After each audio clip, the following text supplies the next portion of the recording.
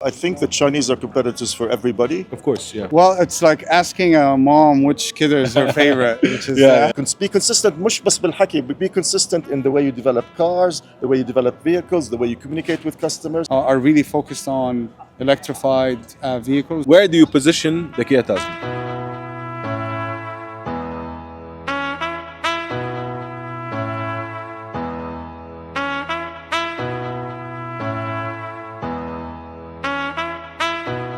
Okay, with us is Mr. Ahmed Soudodi, the VP of Marketing and Product in Kia Middle East and Africa. Okay, معانا Mr. ياسر, ال VP بتاع ال Commercial Operations في Kia Middle East. First of all, thank you for coming for the Tasman launch. We're very happy to have you. It was amazing. Hi. Hi. We have seen great growth for Kia in the Middle East in general. What do you think is the vision for Kia in the next 5 years? It's a good question.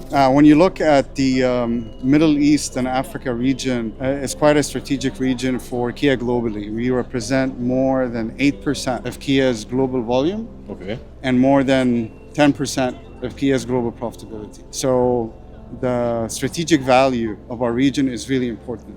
As you can see, we have a pretty diverse product offering globally, and Middle East actually is the only regional business for Kia that leverages all 6 source plants for Kia globally. So we get product from North America, we get product from China, we get product from Korea, of course, from India, from Europe, from Czechoslovakia. So we tap all of our product sources because our markets are very competitive, but also presents a really great opportunity for Kia to grow. When you look at our offering, of course, we're entering into the body-on-frame pickups, lifestyle, which is quite significant not only in the Middle East but also in our African markets.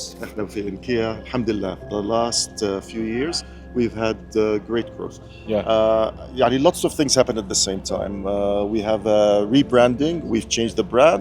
We've changed what the Kia brand is all about, so that we're now about sustainable mobility, not just being a car producer. The whole communication, the way we communicate our brand is different. Lots of new products. We could run through all of them, but lots of new products, new design strategy, new look at the vehicles, new technologies. Well, alhamdulillah, in the region, everything that we've done has been successful. Maybe sometimes a little bit successful, sometimes greatly successful, but alhamdulillah, everything has been successful. In the region, we've grown from, I think, about 190,000 cars in 2019. Nice. 232,000 cars last year. So big growth. Share growth from, I think, about 5.5 to almost 7% in the region. It's really good. Yeah, we're talking about the Middle East. We're talking about the Middle East. We were talking about the Middle East. About 230,000. We're about 7-8% of the total global market. And actually, as a region, as a particular business sector within Kia, outside of Korea, we probably have the best market share. Best market share outside of Korea. Is well known. Well, alhamdulillah, we're really, really happy. And the main thing that we find, you have to be consistent. First of all, you have to decide what you want to be. Be consistent, مش بس بالحكي, but be consistent in the way you develop cars, the way you develop vehicles, the way you communicate with customers. You have to know what you want to be, deliver on it consistently, and people understand you. If people don't know what this brand is, if you're constantly changing, people don't trust you. They are not confident 100%. To buy you. Alhamdulillah, that's what we've done. Inshallah, the next few years, we continue with new products. This year, we've launched 6 different new products, 3 completely new and 3 facelifts. Next year, we will do the same thing. We expect to continue to grow in the region. We have a plan by 2028 to be what I would say, maybe about 300,000+ cars. Inshallah, we will get there. Kia's vision, I think you will be there, 100%. We try our best. And we have a great team. And actually, the thing I should also mention are distributors. I should say that, but I say it from my heart. We have probably the best set of distributors, the best representation of any brand in the Middle East. Of course, I want to ask you one more question about what is Kia plan for the EVs in the market, electrifications. Will you be going, you see a lot of resistance from the consumers in general, not all. The Middle East still needs time to adapt the electrification thing. What do you think about it? Absolutely. Electrification in the Middle East is still early days. Yeah. It's only just over 2% of the industry that's electric, and most of these are very dedicated vehicles like maybe taxis in Dubai or limousines, maybe very specific uses around the Middle East. It's not really widely accepted as a vehicle, but it will happen. Why will it Eventually, happen? yeah. It will happen. Eventually, yeah, Because every single country in the Middle East has a strategy towards electrification. Not just the countries. A lot of the multinationals, a lot of the companies in the region also have their own targets for happen. Not only that, the capacity. There's so much capacity being developed. The manufacturers will find a way of supporting and selling these vehicles and finding the right way to approach the customers. From our point of view, globally we think electric cars will be about 30% of our volume. So at about 2030, we will sell just over 4 million, out of which 1.2 will be electric. Okay. In our region, it's a much smaller percentage. Maybe we'll still have 80% ICE, 20% EVs. The key thing for our region, because of our global ambition on EVs, we get the benefit of all these vehicles. We get EV3, EV4, EV5, EV6, EV9, the PBVs. All these products are available to us to tap into the consumer demand. Now, the thing about our technology is probably best in class in terms of EV vehicles. There's different ways you can make an EV. You can take an existing car and convert it. Yeah. You can use certain types of battery systems. Ours are purpose-built to be EVs, to deliver the best range, deliver the best ride, and we're really confident of that. And these vehicles will give us great success in the global arena. And when the market comes here, we will be ready. Our market is not homogeneous. It's not, one size fits all, right? So we have markets like Jordan, where EV adoption is real, right? More than 40% of cars sold in Jordan today are EVs. Okay. Egypt EV adoption is quite high. Government policies actually, help grow that business. GCC, we're seeing markets like UAE are already almost 9%. Of cars sold today in the UAE are 100% electric vehicles. Saudi, there is a lot of emphasis on electrification. The government is investing, through they have a 2030 vision in UAE and Saudi, Egypt. Public Investment Fund is investing in charge point operators through EVIC or EVIQ. With accelerated EV adoption. I think customers are looking for something new. And I think range anxiety in Saudi is real, because Saudi is footprint, a big country. Is as big as Western Europe. But I think the government is taking the right steps. I think government is definitely making sure that most of the government purchases that you're going to hear about in the next few months are really focused on electrified vehicles, whether it's full EVs or hybrids.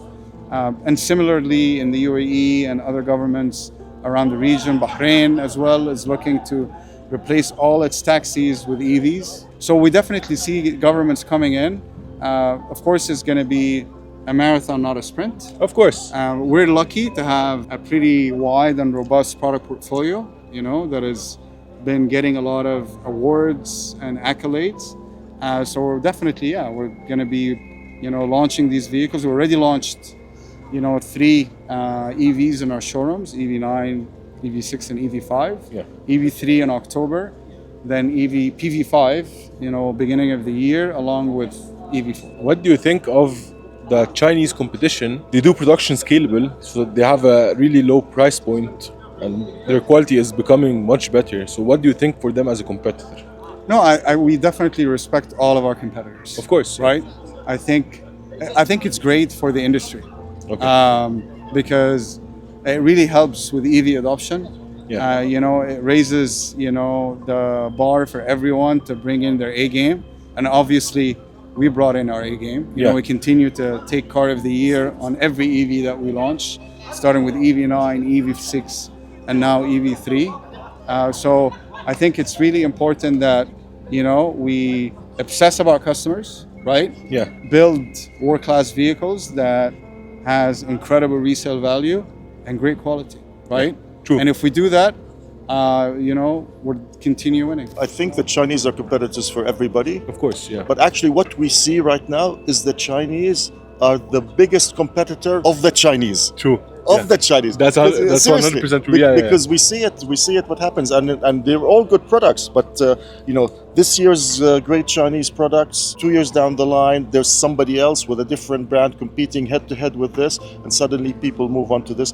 And this is, I mean, in some way, this is a good thing, a bad thing in our region. Whatever it is, it's a true thing. Our region likes new.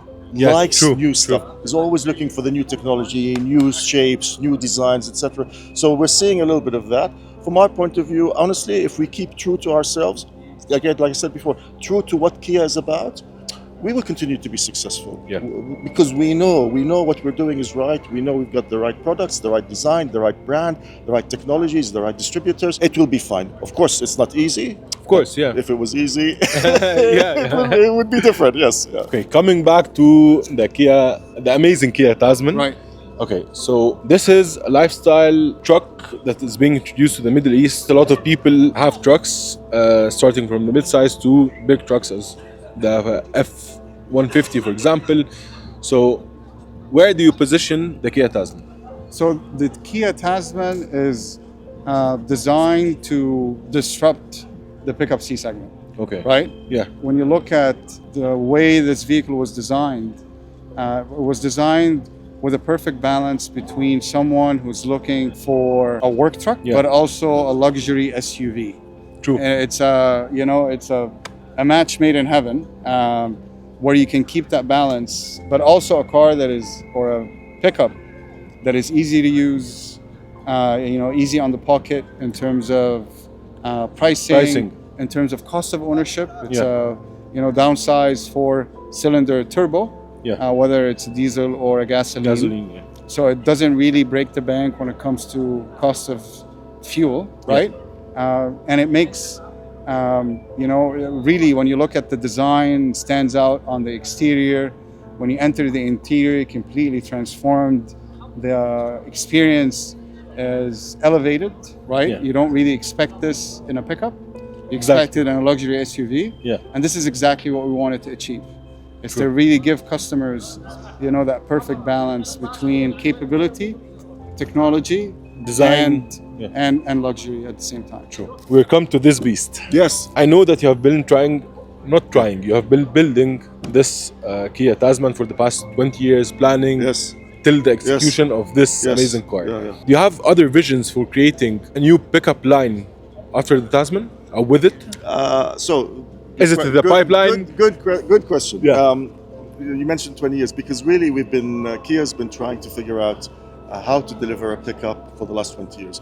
It's not a question of technology. It's a question of the financial equation. Can you make money? And also you have limited resource. Kia doesn't have infinite ability to produce vehicles. It has only so much production capacity.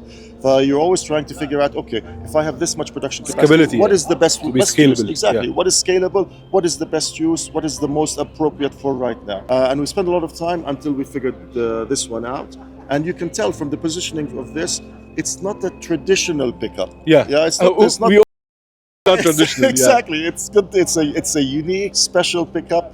It will occupy a particular space in the pickup market. It's not commercial use. It's not at the lower end of the pickup. It has a particular positioning. We think that will work. I think the truth about will we do more pickups, we will learn from this. I think the first thing we have to do is to get this right. Yes. If we get this right, and I'm sure I think you got it right. We got it right. And most of the media and the people that tried the car, it did amazing from all the other features. I asked a lot of people here after what do they really think about this car, and all positive reviews.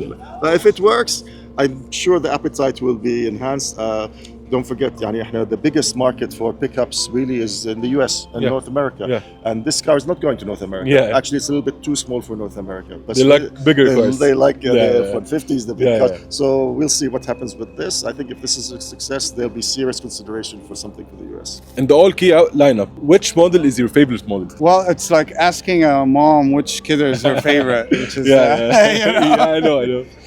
They'll tell you they're all my favorite. Of course, you have So But you know what? Each car has its own personality, has its own persona.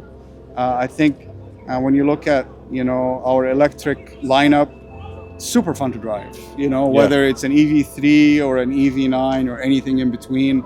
Tasman, of course, incredible off-road performance, on-road, presence. True. When you look at our Sorento, which is one of our best-selling SUVs today, the new product improvement has been doing really well.